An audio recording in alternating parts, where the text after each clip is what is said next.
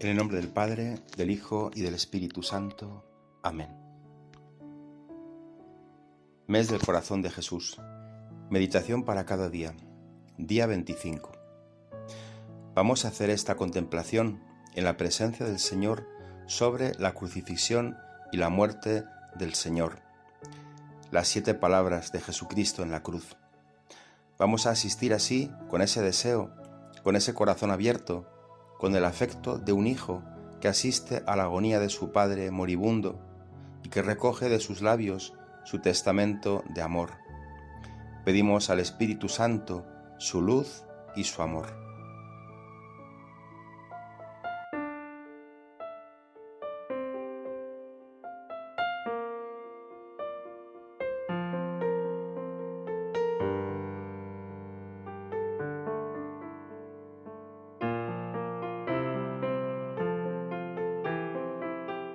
Jesús Nazareno, Rey de los judíos, Jesús de las 7 palabras y un grito. Corazón amigo, corazón herido, corazón de Cristo Jesús, yo confío en vos. Ahí está tu madre, ahí está tu hijo, conmigo estarás hoy en el paraíso.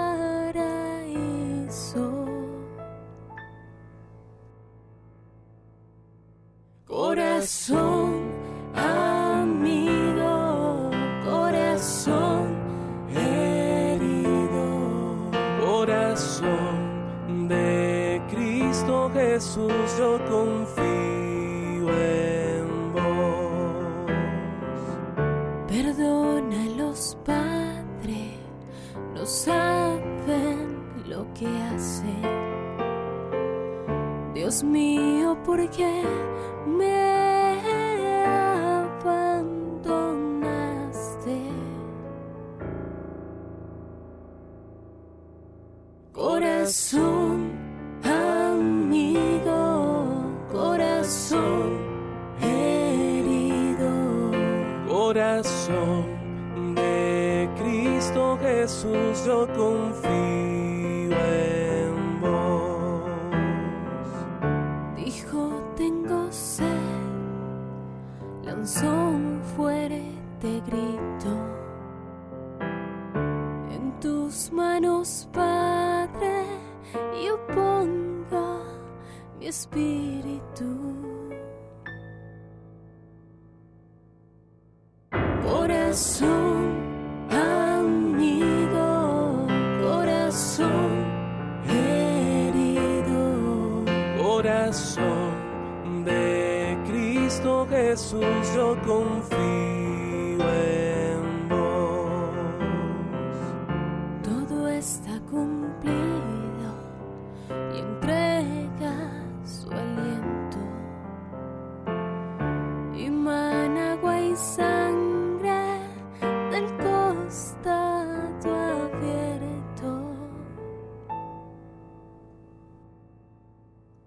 Corazón amigo, corazón herido, corazón de Cristo Jesús, yo confío en vos. corazón amigo, corazón herido, Corazón de Cristo Jesús, yo confío en vos.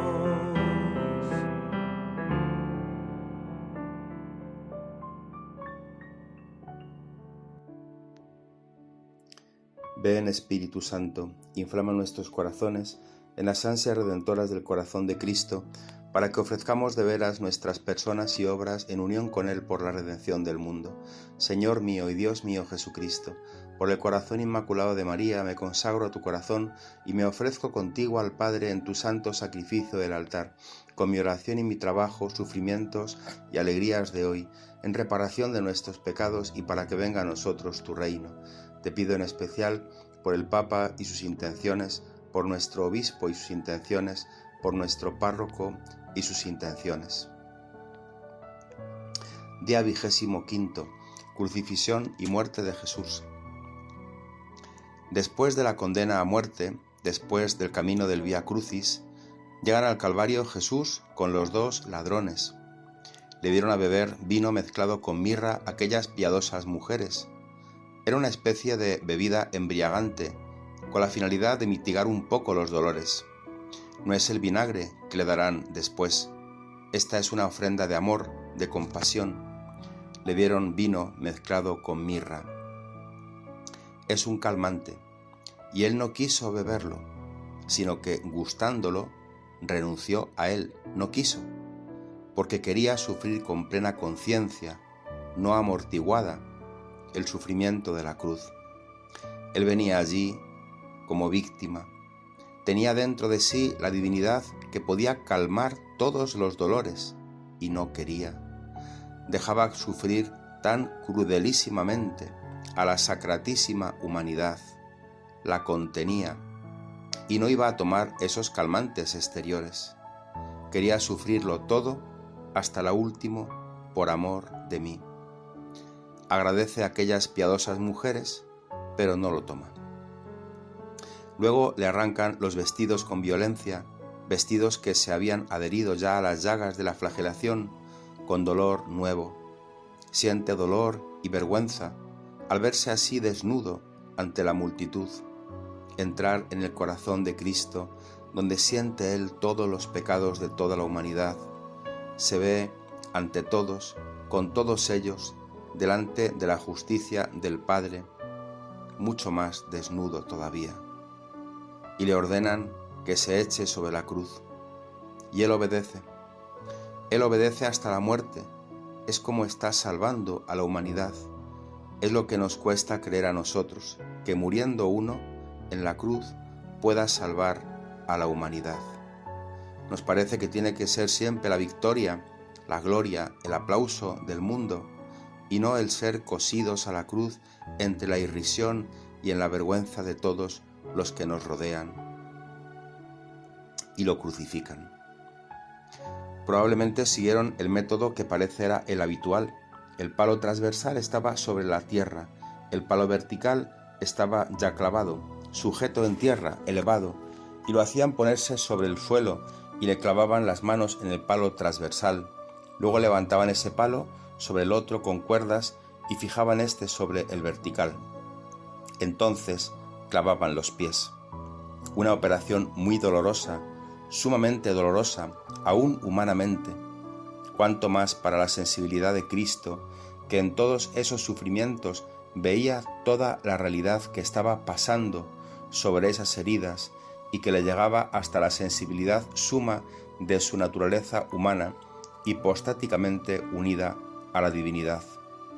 Fijan la mano derecha. Naturalmente los agujeros estaban hechos previamente, porque servían unos mismos maderos para muchos ajusticiados, y para facilitar el clavar los mismos clavos, tenían ya los agujeros que aprovechaban. Pasan la mano a martillazos. Se encogen los nervios de los dedos, los brazos, con ese calambre de dolor agudísimo. Martillazos que resuenan en el corazón de la Virgen que está presente, que los oye, con dolor inmenso también. Después los clavos suenan ya más en firme, se fija en el madero el clavo y queda ya la mano derecha clavada. Todo el cuerpo encogido de dolor. Tienen que estirarlo normalmente con cuerdas por la otra parte para que llegue la mano al sitio prefijado para el clavo. Quizás se dislocan los huesos. Se pueden contar todos sus huesos. Y fijan también el segundo clavo. Queda la mano izquierda clavada en la cruz. Y el Señor está así, boca arriba, hacia el cielo, como víctima en medio de dolores espantosos y lo levantan en el aire, con todo el peso que pende en ese primer momento de los 2 clavos, dolorosísimo. Entre el cielo y la tierra, fijan el palo transversal en el vertical y clavan los pies. Doloroso, muy doloroso. Ahí está ya el Señor, como víctima entre el cielo y la tierra. No está en la tierra ya, tampoco en el cielo. Es el momento del sacrificio. Suenan las trompetas del templo. Más o menos era la hora de mediodía. ¿Os acordáis de la samaritana? Era como la hora sexta. También aquí dice San Juan, era la hora sexta. Y era el momento en que se comía el Cordero Pascual. Y por eso las trompetas lo anunciaban. El Cordero Pascual verdadero es el que pende ya entre el cielo y la tierra. Dolores agudísimos, intolerables. Los 2 que estaban con Jesucristo, los 2 ladrones, lo soportan también igual que él y lanzan gritos de dolor, lanzan palabras de blasfemia, de imprecaciones, de queja. Jesucristo, en este momento precisamente, es cuando pronuncia su primera palabra. Padre, perdónales, porque no saben lo que hacen. Es lo que el sacerdote hará después en cada misa, reviviendo este momento. Perdónales.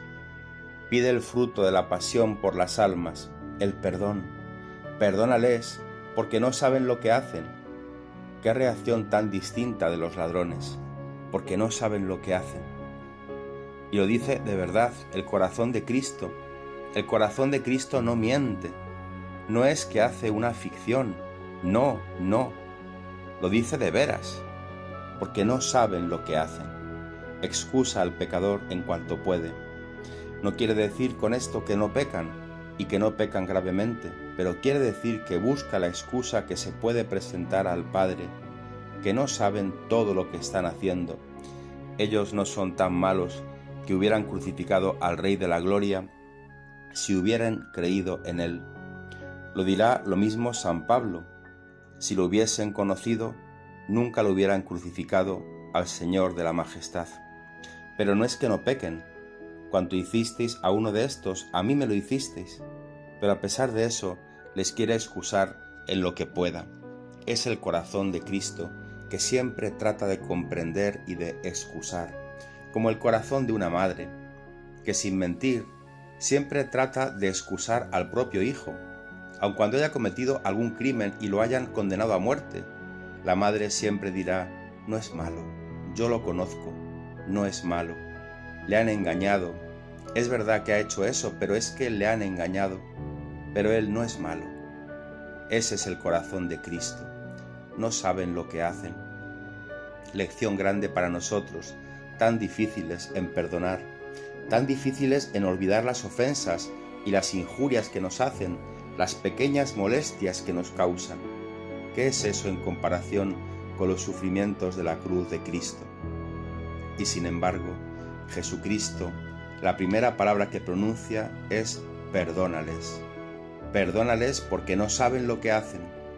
En medio de esos acerbos dolores, piensa en nosotros, como si no pensara en sí, y piensa precisamente en los que le atormentan, porque sabe que si no obtuviese el perdón para ellos, serían castigados terriblemente. Piensa en sus propios enemigos y nos enseña a perdonar a los mismos que nos ponen en la cruz, perdonarles de corazón. Ante esta palabra de Jesucristo, uno de los 2 ladrones, que quizás al principio blasfemaba también y se quejaba, tenían algo contra el Señor, porque quizás por él habían adelantado la hora de ajusticiarles. Quizás no hubiesen sido ajusticiados en ese día si no hubiese habido que ajusticiar a Cristo. Pues uno de los 2 no puede menos de quedar admirado ante esta reacción de Jesucristo. Este ladrón ha observado a Jesús, sabe lo que es la cruz, él sabe lo que es sufrir, sabe lo que es el tormento que padece Cristo, aun cuando es mucho menor de lo que Cristo padece en realidad. No tiene comparación. pero algo ha captado y ve que aquel hombre es más que hombre. Lo observa en la cruz, ha oído aquella palabra, perdónales, porque no saben lo que hacen. Lo mira, se fija en él. Sus ojos se llenan del crucificado y mirándole a Jesucristo, Jesucristo le mira a él. Como miró a Pedro, mira también al buen ladrón. Las dos miradas se cruzan y Jesucristo le toca en el fondo de su corazón y se realiza en el buen ladrón un milagro de la gracia. Es una figura tan maravillosa, la del buen ladrón. Una santidad hecha así, tan de repente y tan alta, tan llena de confianza y de fe, que es realmente la obra maestra de Cristo crucificado. Y este buen ladrón parte de una confesión de sí mismo. Se pone a defender a Jesucristo. El otro blasfemaba contra Cristo, contra Dios, imprecaba, y él se pone a defenderle. ¿Ni tú temes al Señor, estando como estás en el mismo suplicio? El Señor. A Cristo no le temes, no tienes respeto, estando en el mismo suplicio que Él. Defiende a Cristo. Es el efecto de la gracia. Defiende a Cristo porque reconoce su propia miseria y nosotros hemos merecido esta cruz. Porque hemos cometido muchos crímenes. Reconoce que su cruz es merecida. Qué difícil es esto entre los hombres, reconocer que nuestra cruz es merecida. Siempre oímos quejas. ¿Yo? ¿Por qué tengo que sufrir? Pero el Señor, ¿cómo permite esto? Pero yo, que soy inocente, ¿por qué tengo que pasar todas estas tinieblas? No es verdad. No es verdad. Lo hemos merecido. ¿Quién puede decir que no ha merecido la cruz? Y este buen ladrón parte de aquí. Nosotros hemos merecido nuestra cruz. El verdadero misterio no es nuestra cruz. El verdadero misterio es la cruz de Cristo. Pero ¿qué mal ha hecho este? Aquí está tocando toda la grandeza del misterio de la cruz, sobre el que volveremos a meditar enseguida, el misterio de la cruz de Cristo. ¿Qué mal ha hecho? Y así, movido por esa cruz de Cristo, lleno de la belleza de la cruz de Cristo, que como dice San Agustín, para quien la entiende, es muy hermosa la cruz. Se vuelve al Señor y clama: acuérdate de mí cuando estuvieres en tu reino. Cuando vengas en tu gloria, acuérdate de mí. Oración magnífica, llena de confianza, sin pedirle nada en particular. Acuérdate de mí cuando vengas en tu reino. Notad esto. Ha creído en el reino de Cristo, en el cual no han creído los escribas y fariseos, y no han creído Pilatos, y no han creído los mismos discípulos y los mismos apóstoles. Ha creído en el reino de Cristo, viendo a Cristo crucificado. Ese mismo Cristo crucificado que ha sido el escándalo que ha dispersado a los apóstoles, el que llevará a los de Emaús lejos de la ciudad, porque esperaban que fuera el Mesías que iba a restituir a Israel, y lo han crucificado. El buen ladrón, él solo, conoce a Cristo crucificado, y viendo a Cristo crucificado, cree en el reino de Cristo. Cree que es el Hijo de Dios, porque le ha visto crucificado de cerca, con la experiencia de la cruz y con ese modo divino de llevar la cruz, donde se manifiesta la divinidad.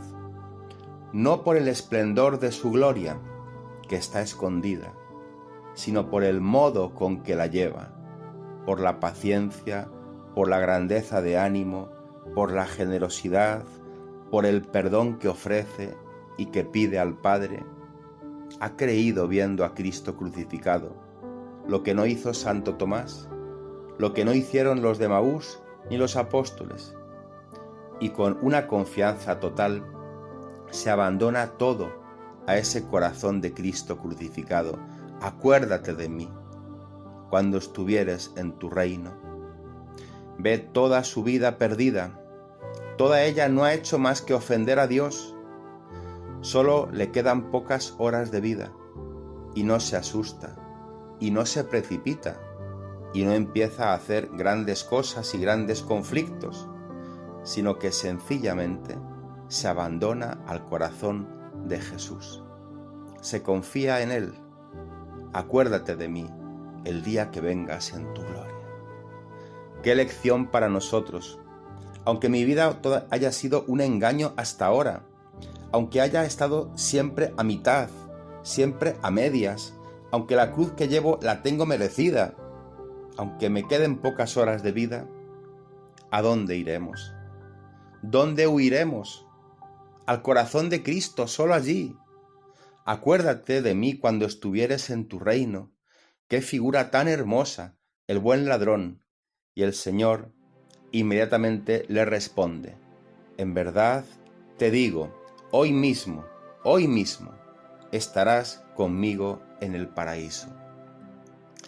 No vas a esperar, hoy mismo estarás conmigo, estaremos juntos. Como estás conmigo en la cruz, estarás conmigo en la gloria. Y desde ese momento la cruz del buen ladrón se convierte en la cruz del corredentor con Cristo. Es el primer corredentor en la cruz, junto con la Santísima Virgen. Su cruz ahora es distinta de lo que era antes. Antes era el castigo de los pecados. Ahora es la cruz asociada a Cristo. Con Él va a reinar. Hoy mismo estarás conmigo en el paraíso. Es la grandeza del perdón. Si en la primera palabra Jesucristo había pedido el perdón, ahora lo aplica. Es la aplicación de la primera palabra de Cristo, hoy mismo. El fruto de la redención comienza ya a aplicarse. Qué lecciones para mí, qué bueno y qué comprensivo y qué generoso es el Señor. Basta que uno reconozca que merece la cruz que lleva y esa cruz queda transformada. Qué bueno es, qué fuerza tiene su gracia, cómo ha transformado a un hombre en un momento. Cuando parecía que ya no había nada que hacer, cuando pocos minutos antes quizás estaba blasfemando, imprecando al Señor. Qué fuerza tiene el presentar a los ojos de los hombres la cruz de Cristo. Pero la cruz de Cristo llevada como Cristo, de modo que a través de ella se manifieste Cristo. No hay ninguno en este mundo sin cruz, nadie. Nuestra cruz o es la cruz del mal ladrón, o es la cruz del buen ladrón, o es la cruz de Cristo. O es la cruz del que expía sus pecados, o es la cruz del que se condena, o es la cruz del que redime con Cristo. Jesucristo ha comenzado ya a extender el fruto de su redención. Las tinieblas se hacen cada vez más oscuras. Alrededor de Cristo está la multitud que lo contempla, que se va aburriendo. Notad esto que es impresionante. Los momentos más grandes de la historia están realizándose ahora, y los que están más presentes se aburren. Se alarga aquella escena. Al principio la emoción, el momento de levantarlo en la cruz, después ya verlo, la sangre que corre, le afea.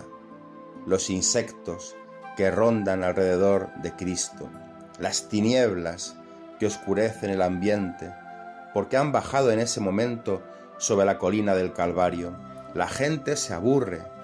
Las injurias continúan lloviendo sobre la cruz de Cristo. Si tú eres el Mesías, baja de la cruz y creeremos en ti. Has salvado a otros y no puedes salvarse a sí mismo. Ese sufrir todo el sacrificio de la cruz entre las ironías y las risas de los presentes, que es enorme. El sufrir es costoso, pero el sufrir con la estima de los que están alrededor, de la compasión de los otros, todavía se puede. Pero mientras los demás se ríen y se burlan de quien sufre, es el colmo de la cruz. Pero como se alarga la escena, la gente se va cansando, se cansa de todo, de lo más sensacional, y empiezan a marcharse. Las tinieblas les asustan un poco, se empiezan a escapar, y así las piadosas mujeres con la Virgen pueden acercarse un poco hacia la cruz. La cruz no estaría muy levantada, solían estar levantados sobre la multitud, algo así como la altura de los hombros para arriba, poco. Y así, la Virgen con las piadosas mujeres y San Juan se acercan lo más posible, lo que les permiten los guardias de la cruz, y Jesús está en silencio. Está en el momento del silencio en la misa, mientras el sacerdote pronuncia secretamente sus palabras de unión al sacrificio. Dentro Jesús, en ninguna parte encuentra consuelo, en aquella tristeza íntima, aquel tedio de la vida, aquella soledad, aquella especie de abandono del Padre. Con los ojos cerrados, en dolores físicos inmensos, dolores morales, humillaciones, no le queda nada. Lo ha dado todo por nosotros, no tiene nada. Probablemente está muriendo asfixiado, ahogado. La muerte del crucificado de ordinario era ahogo, porque la postura misma del cuerpo hacía que el crucificado tuviera dos posiciones, una posición con los brazos horizontales y otra posición con los brazos casi verticales. Era lo normal, estando en aquella posición el peso del cuerpo tendía hacia abajo, y entonces los brazos se ponían casi en posición vertical, y estaba así sufriendo, pero al menos dejándose caer de su peso, hasta que la respiración le faltaba y se ahogaba. Y entonces, haciendo un esfuerzo, se erguía de nuevo. Quedaban los brazos casi horizontales, y es lo que se nota en la misma sábana santa. Dos corrientes de sangre. La una que caía directamente de los clavos a tierra, y la otra que corría a lo largo de los brazos, que correspondían a las dos posiciones del crucificado. Y así está Jesucristo, ofreciendo su sacrificio con un dolor inmenso. Ahí no hay esa gran serenidad y esa grande paz en la parte inferior de su espíritu. Está en soledad suma, en abandono sumo, aridez total, aniquilación total. Y estando así en ese estado de angustia interior, de ahogo, en un momento determinado abre sus ojos y ve a su madre, su pobre madre, que lo ve sufrir sin poder hacer nada. Tantos condenados a muerte que no quieren que su madre se entere para evitarles el dolor, pues su madre está allí todo el tiempo y lo ve morir. Y mirándola, a su madre, afligida, y a Juan junto a ella, entreabriendo sus párpados entre los grumos de sangre que le caen, le dice: «Mujer, ahí tienes a tu hijo». Palabras trascendentales, tienen un sentido mesiánico, no privado. Es función mesiánica la que está ejercitando. «Mujer, ahí tienes a tu hijo». Y volviéndose a Juan: «Ahí tienes a tu madre». No es que va a cuidar de su madre y dejarle allí para que no esté sola y cuiden de ella, no. Notemos que tanto más fuerza tiene esta palabra de Cristo, cuanto que probablemente estaba presente a los pies de la cruz la madre de Juan, la madre de los hijos de Zebedeo. Y estando la madre presente, dice a Juan: «Ahí tienes a tu madre». Tiene sentido mesiánico, sí. El Señor, dijimos, que en toda su vida se mostraba casi con una separación continua de la Virgen, y llegando a la vida pública, en las bodas de Caná, le había dicho: «¿Qué tienes que ver conmigo, mujer? No ha llegado todavía mi hora». Y anotan los comentaristas que la hora de Cristo es la muerte, es la cruz. Es decir, que la función de María en la obra de Cristo, en la obra de la redención, tenía que realizarse en la cruz de Cristo, pero allí tenía una función que realizar María. Y si en los demás pasos de la vida pública muestra respecto de ella esa especie de despego, indicando la independencia que tiene que tener el ministro de Cristo de todos los lazos familiares, y dirá: mi madre y mis hermanos son los que hacen la voluntad de mi Padre, ahora en este momento no la rechaza, porque es el momento en que María realiza su función de socia del Redentor. Tiene una función mesiánica María, y las palabras de Cristo se refieren a esta función mesiánica. María es nuestra madre. Ahí tienes a tu hijo. Y notad, como advierte Orígenes, no dice Jesucristo a la Virgen: ahí tienes otro hijo tuyo, sino ahí tienes a tu hijo. María no tiene más que un hijo, Jesús. Ahí tienes a tu hijo. Ahí tienes a tu Jesús, Juan. Porque ahora todos los redimidos son Cristo, y María es la madre de Cristo, y solo de Cristo, del Cristo total, de los miembros de Cristo, que somos nosotros. Y esto por esencia del cristiano, porque el cristiano es cristiano en cuanto es Cristo y miembro de Cristo. Y en cuanto es miembro de Cristo, es hijo de María. Así como Jesús es por naturaleza misma hijo de María, así todos nosotros somos por naturaleza hijos de María. Y no se puede decir que para nosotros es una cosa más o menos accidental nuestra relación con la Virgen. Nuestra devoción a María no es accidental. No puede ser buen cristiano el que no tiene a María por madre. No puede ser cristiano. Y así como a ser cristianos se nos ha dado en ese corazón una afectividad con la cual podemos amar a María como madre. Y esto es lo que Jesucristo recalca ahora, al decirle a María con palabras eficaces suyas en la cruz: mujer, ahí tienes a tu hijo. Ahí tienes al único hijo tuyo, que es Cristo. Ahora por mi muerte, Juan es Cristo. Es miembro de Cristo. Y ahora le comunica a María un corazón de madre, para con todos los cristianos, para con todos los miembros de Cristo. Ahí tienes a tu hijo. No solo con una relación exterior, sino desde ahora, María nos ama como hijos, no como ficción, sino como que son verdaderos hijos suyos. Y así también Juan recibe la misma orden. Ahí tienes a tu madre. Y Juan recibe un corazón de hijo para con María, y desde aquella hora el discípulo la recibió en su casa, o mejor traducido, entre lo propio del discípulo, entre sus cosas, en su corazón, como hijo, porque era hijo de María. Es la obra de la redención y es la función de María, es la función mesiánica, es palabra de Cristo Redentor.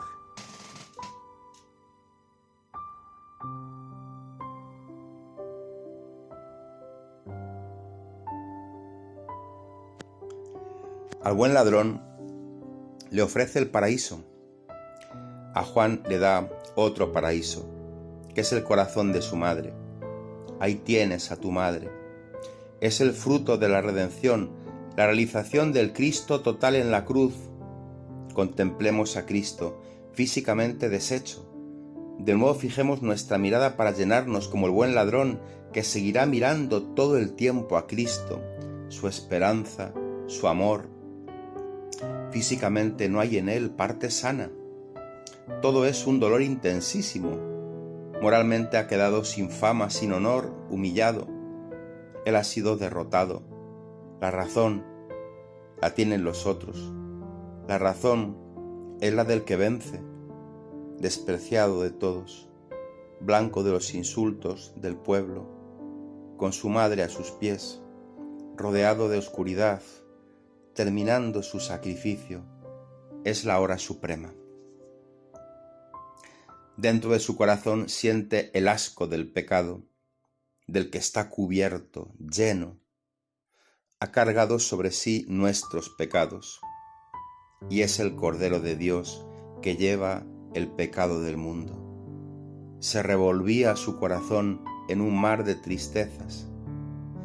Mira ansiosamente a todas partes como un náufrago en medio de las olas, y cuando levanta sus ojos al Padre, encuentra un cielo de acero. Notemos que estas 7 palabras de Cristo no son estados sucesivos de Cristo, sino que representan aspectos simultáneos del ofrecimiento de Cristo en la cruz. En cada momento Él está pidiendo perdón, está ofreciendo ese perdón, está realizando el fruto de la redención, está sintiendo la soledad del Padre, está confiando en las manos del Padre. No son como periodos sucesivos, sino son como planos diversos del alma de Cristo, aspectos diversos de su vida íntima. Se vuelve pues al Padre y no lo encuentra. Y entonces pronuncia esas palabras misteriosas que nunca penetraremos del todo. Dios mío, ¿por qué me has abandonado? Son palabras del Salmo que Jesucristo repite aquí, del Salmo en el cual se describe la muerte del Mesías en la soledad, en el abandono. La única consolación de Cristo era siempre el Padre. Jesucristo fue en toda su vida un incomprendido. Nadie lo comprendió jamás, ni siquiera su madre llegaba a comprenderlo, por muy santa y muy elevada que era, pero es como un gran genio o un gran matemático que tiene que explicar siempre sus matemáticas a párvulos, que nunca lo comprenden. Así es la sabiduría divina cuando tiene que explicarla a inteligencias humanas, siempre incomprendido. La soledad de Cristo tuvo que ser enorme en su vida. Por eso, Él insistía siempre que si no estaba solo era porque el Padre estaba con Él. Y ahora es la suprema humillación de Cristo. El Padre no está con Él, es decir, sigue unido hipostáticamente a la divinidad, tiene la visión beatífica y a pesar de eso, esa presencia del Padre en Él, esa unión con la naturaleza divina, no llega a sentirse en los estadios inferiores de su alma y está triste y está solo, como abandonado del Padre, anuncia su estado interior, el estado de su suprema humillación. A mí muchas veces no me importa alejarme del Padre, que el Padre me abandone, no me importa, con tal de que no me abandonen los hombres. Y en cambio Jesucristo siente, es el gran dolor de Cristo. ¿Cómo puede realizarse esto? Es el gran misterio que nunca llegaremos a penetrar del todo. ¿Cómo es posible que teniendo la visión beatífica, Cristo no sienta el consuelo de ella? Es un misterio. Tenemos el ejemplo que se suele poner de una montaña muy alta que en su cumbre está iluminada y en su parte inferior está cubierta de nubes. Al mismo tiempo tiene aquel reflejo del sol y abajo tiene toda la oscuridad y la tempestad y las tinieblas. Es una imagen. Otra imagen puede ser la del padre moribundo, en medio de dolores atroces, que en el momento mismo de su agonía llega a ver a su hijo que ha venido de muy lejos para asistir a la muerte de su padre, y lo ve llegar y siente sobre su frente el beso de afecto de su hijo que ha llegado. Está en medio de sus dolores y siente al mismo tiempo ese afecto de su hijo. Son imágenes, pero es un misterio enorme, el misterio del pecado, en cuanto el pecado aleja al hombre de Dios y aleja a Dios del pecador. Jesús, viendo que todo se había cumplido, cayendo en la cuenta que faltaba para cumplirse una cosa, es decir, que en su sed le dieron a beber vinagre, se vuelve hacia los soldados que están cerca de él y les dice: «Tengo sed». Recordemos a la samaritana: «Mujer, dame de beber, tengo sed». Ahora lo pide a los soldados que están cerca de él. Su madre oye la voz de su hijo, y con qué gusto hubiera ido ella a buscar ese agua. y no puede darle nada. Esa sed la tiene que saciar el pecador, la oveja perdida. Tengo sed. Le dice a la samaritana, le dice a los soldados, les dice a los pecadores, a esos que pueden saciar la sed, porque en último término es sed de que los hombres tengan sed de Él, de su sangre. Tengo sed. En su sentido físico era clarísimo.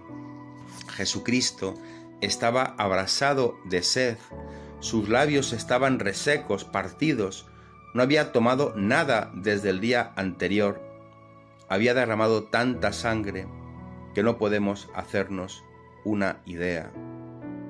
Se siente tanta sed. Su lengua reseca, abierta, rajada, sus labios como tejas resecas. Era verdad. No se había quejado hasta entonces porque no estaba escrito, pero ahora se queja, lo tenía dentro. Por tantos y tantos pecados de la lengua y de la boca, tengo sed. Pero sobre todo, tenía sed de las almas, como en la samaritana igual, tenía sed de la samaritana, de los soldados, de los pecadores. Tengo sed. Y entonces uno de los soldados, corriendo, empapó una esponja en vinagre. ¿Por qué en vinagre? Pues era natural, tenían un pozal de vinagre. Los que han tenido que intervenir en cosas de sangre, en derramamiento de sangre, saben bien que el vinagre limpia la sangre, y por eso los soldados, en las ejecuciones en las que hay tanta sangre, llevan siempre un pozal de vinagre para lavarse las manos.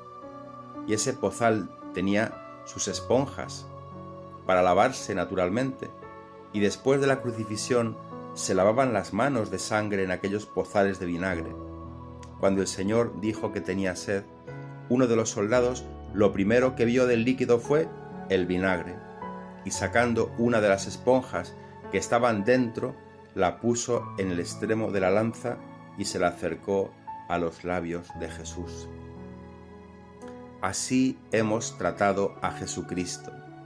Cuando pidió agua en su sed ardiente, le hemos dado vinagre, cosa que no haríamos con nadie, cosa que no haríamos con el criminal mayor que en el momento de su muerte nos pidiese agua. Le daríamos agua, y si posible fuera agua endulzada, para que al menos las últimas horas de ese moribundo fuesen lo menos dolorosas posibles. A Cristo, en su sed, le hemos dado a beber vinagre. Vinagre que tuvo que caer en aquellas heridas abiertas de sus labios, como un tormento, doloroso, ardiente. Y entonces, viendo que todo se había acabado, dice el Señor, todo está consumado. Se acabó. Es un grito de victoria de Cristo. Mirando hacia atrás, ve todo el plan del Padre sobre su vida, desde que nació en Belén, desde que se quedó en el templo, desde que fue a bautizarse al Jordán, desde las tentaciones del desierto. Todo el plan del Padre le había trazado, lo ha seguido todo al pie de la letra. Todo está consumado. Se acabó, se acabó. Todo está concluido. Todo lo que el Padre me confió, lo he hecho. Padre, he terminado la obra que me confiaste, todo, todo. Tenía que dar mi vida, tenía que morir entre humillaciones, como el hombre derrotado, como el gusano pisoteado por sus enemigos. Ya está. Todo está cumplido. Ahora solo falta la glorificación de Cristo. El Padre le glorificará. Si el grano de trigo no muere, no da fruto, pero si muere, da mucho fruto. Es el triunfo de Cristo. Todo está consumado. La obra de la redención cumplida. Lo que el Padre me confió, lo he hecho. Era el camino opuesto a lo que los israelitas esperaban del Mesías, y le costó. Jesucristo no se agradó a sí mismo, pero ahora ha llegado al fin. Todo está consumado. Si yo pudiese decir lo mismo cuando se acerque la hora de mi muerte. He consumado el plan que me has confiado. todo lo he hecho. Ha sido costoso. He tenido que pasar cruces, humillaciones, sacrificios, pero todo está consumado. No ha habido nada, no ha habido regla que tú no me hayas indicado y que tenía que cumplir, que no lo haya cumplido. Todo está consumado, al menos después de aquellos ejercicios. Ojalá sean estos. Que yo pueda decir esto, todo está cumplido. Y entonces, con gran gozo, con confianza plena en el Padre, dice: Padre, en tus manos encomiendo mi espíritu. Confianza absoluta. Es Padre. Aun cuando lo siente lejos, aun cuando no tiene esa consolación en su presencia sensible en la parte inferior, pero sabe que es su Padre. Padre, en tus manos encomiendo mi espíritu. Ahí está, en el seno del Padre. Vuelve al Padre donde salió, sabiendo que venía del Padre y que volvía al Padre, habiendo amado a los suyos que estaban en el mundo, los amó hasta el extremo. En tus manos encomiendo mi espíritu. Y diciendo esto, inclinó la cabeza, porque quiso, y entregó su espíritu. Contemplemos a Cristo muerto en la cruz. Contemplar suavemente ese cadáver de Cristo. Como vería aquella joven que decíamos el otro día, el cadáver de su padre fusilado, muerto por ella, muerto por ti. Y oiría a alguien que le decía al oído: ha muerto por ti, muerto por ti. Ha hecho el sacrificio de todo lo ha sacrificado, en el sumo dolor corporal, en la suma ignominia, en la suma angustia interior, en el sumo esfuerzo de su voluntad por beber el cáliz que le ofrece el Padre. Pero hay una sobreabundancia de gracia y de perdón. Es un amor ilimitado el que le has llevado hasta la cruz. En la entrega absoluta ha realizado la obra del Padre. Es nuestro Maestro, es nuestro modelo. Contemplemos esa cruz de Cristo. Y le podíamos decir con el poeta: delante de la cruz los ojos míos, quédenseme, Señor, así mirando, y sin ellos quererlo estén llorando, y porque pecaron mucho y están fríos. Y esos labios que dicen mis desvíos, quédenseme, Señor, así callando, y sin ellos quererlo estén rezando, porque pecaron mucho y son impíos.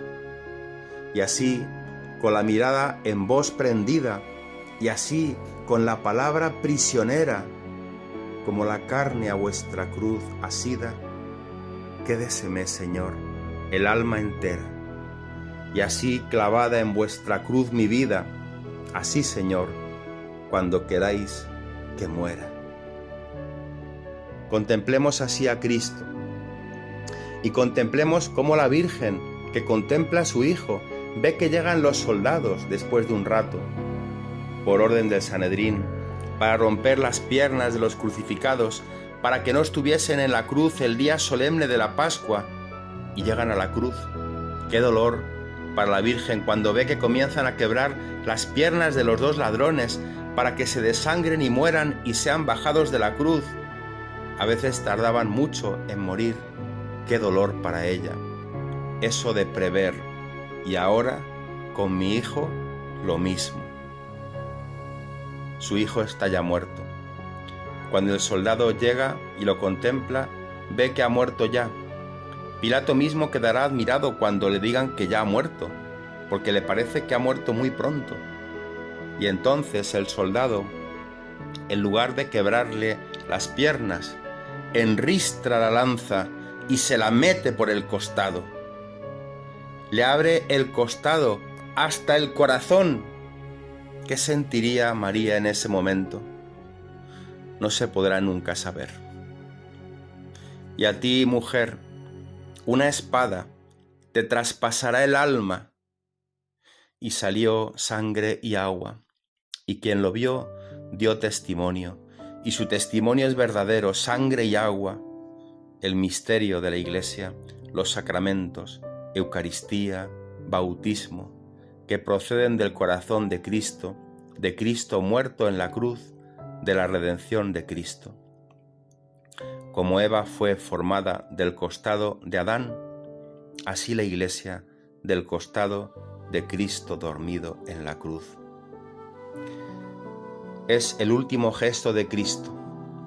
Ha querido poner la firma a toda su vida, abrirnos el secreto que ha movido a toda ella, su corazón.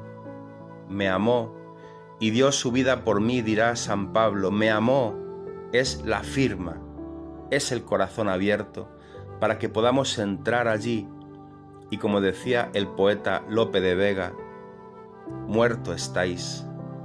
Por eso os pido el corazón descubierto, para castigar dormido, para perdonar despierto. Si decís que está velando cuando vos estáis durmiendo, ¿quién duda que estáis oyendo a quien os canta llorando? Y si vos dormís, Señor, el amor vive despierto, que no es el amor el muerto, vos sois el muerto de amor. Que si la lanza, mi Dios, el corazón pudo herir, no pudo el amor morir, que es tan vida como vos. Ese es el corazón de Cristo, es el secreto de toda la vida, para que podamos penetrar la anchura y la largura y la profundidad y la altura del amor de Cristo, que supera toda ciencia. Ahí está nuestro tesoro, ahí está nuestra habitación. Ese corazón es nuestro. Mirad lo que dice a las religiosas San Juan de Ávila: hermanas, entended la gran merced que os ha hecho Dios. Paraos a pensar en el costado de Jesucristo, que allí querría que fuese vuestra morada, como lo dice el esposo de los cantares: levántate, amada mía, hermosa mía, y vente, paloma mía, en los huecos de la roca. La piedra es Cristo, y los agujeros de ella son sus llagas. Y a esta morada os convida. El decir que no me quieren allá, no lo creeré, aunque me lo juréis, porque si tengo yo una casa mía en tierra, de justicia no me han de echar de ella. El hábito, las tocas, no es tan vuestro como las llagas de Jesucristo. ¿Para qué son las llagas? Para que si la carne os persiguiere, tengáis casa a donde os defendáis del diablo. ¿Cómo creeré yo que me arrojarán de esta casa, siendo Dios tan amoroso? No es de creer que os negará lo que tan vuestro es. Mirad vos, si vais como debéis, que muchas veces cierra Dios la puerta de la casa, mas no por desamor, ni por negarnos lo que es tan nuestro, sino por ver cómo vais, por probaros si vais de verdad, para ver si os marcháis luego en llegando a la puerta. Porque sois romero, hijo, habéis de porfiar y decir: Señor, no me iré de aquí hasta que me abráis la puerta, no me iré hasta que me deis limosna. Oh, qué de gente perdida hay en esta casa. Vase el pobre luego en diciéndole el muchacho: Dios os ayude. Y desde que viene su padre para darle limosna, dice: ¿a dónde está el pobre? Ya no aparece. Si perseveráis en las llagas de Cristo, sin duda alcanzaréis lo que pidiereis.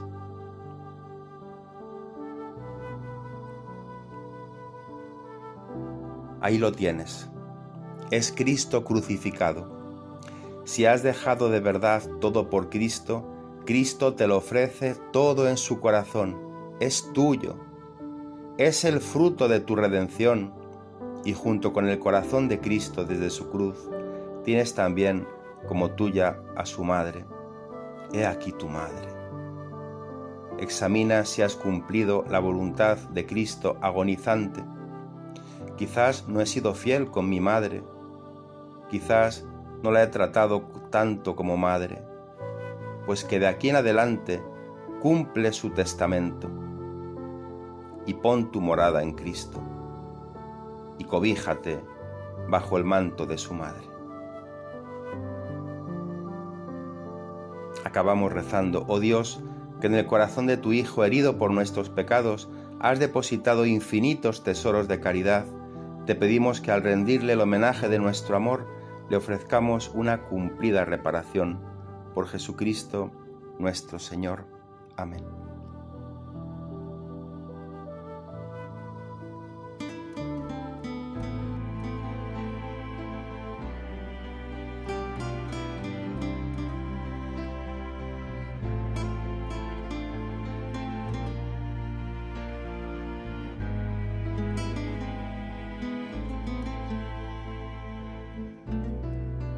Te miro a los ojos y entre tanto llanto parece mentira que te hayan clavado, que seas el pequeño al que he acunado y que se dormía tan pronto en mis brazos, el que se reía al mirar el cielo y cuando rezaba se ponía serio. Sobre este madero veo aquel pequeño que entre los doctores hablaba en el templo, que cuando pregunté respondió con calma que de los asuntos de Dios se encargaba. Ese mismo niño, el que está en la cruz, el Rey de los hombres, se llama Jesús.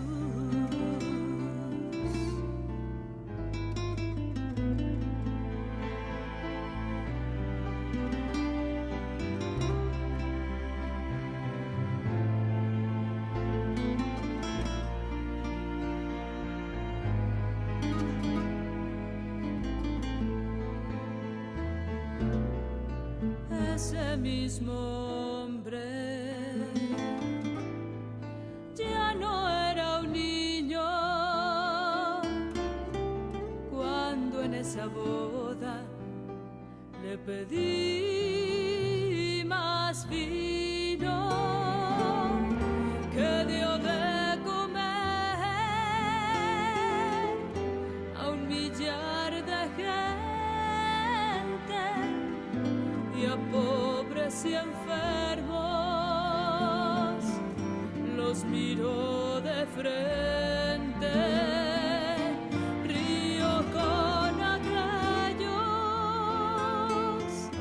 a quienes más quiso y lloró en silencio al morir su amigo.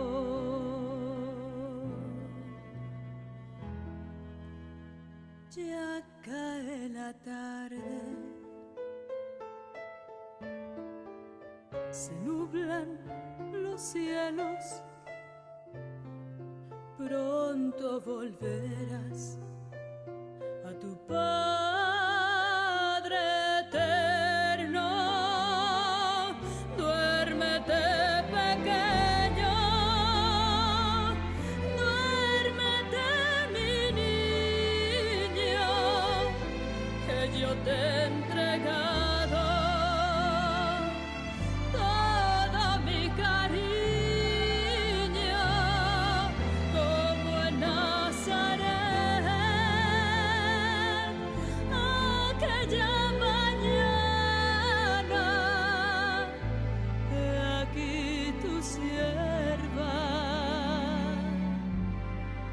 He